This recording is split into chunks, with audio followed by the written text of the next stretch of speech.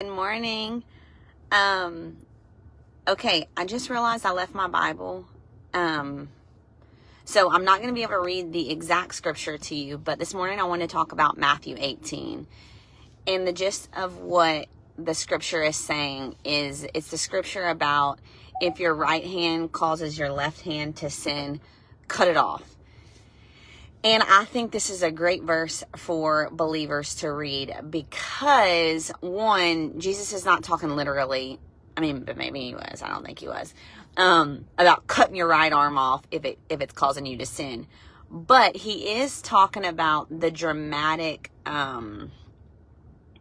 decision that sometimes you have to make, that if there is a sin that keeps getting your attention or keeps entangling you or you keep reaching for, then you have to do some things that are dramatic, like cut your hand off.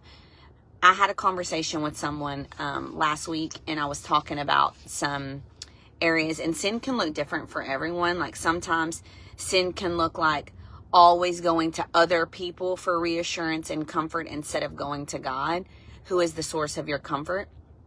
And so I was even saying, well, maybe you just need to take yourself intentionally to a wilderness in a wilderness time. Like even Jesus went away for 40 days in the wilderness to pray to the Father. He had to do something. He didn't have to, but he chose to do something dramatic to other people and even to him in order to be desperate enough to hear from God. And so that's what I wanted to encourage you with this morning, is that if there is something that is heavy on your heart, if there's something that you're really wrestling with God on, if there is a sin that easily entangles you, or you find yourself continually having a habitual process of always leaning into this sin, then my encouragement and advice would be to follow Matthew 18, and I would cut it off, whatever that means for you.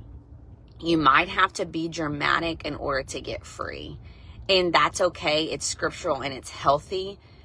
And I always say too, I don't try to get close to the mountain because I don't want to fall off, in the sense of like, if there's a fine line, I don't get close to it. Because now I do probably, but I try not to. So that is something the Spirit of God has taught me in wisdom by using this scripture that says, don't get close to sin, flee from evil, flee from the appearance of evil. And so I hope that's encouraging. Read Matthew 18 this morning and let me know what your thoughts are. I love you.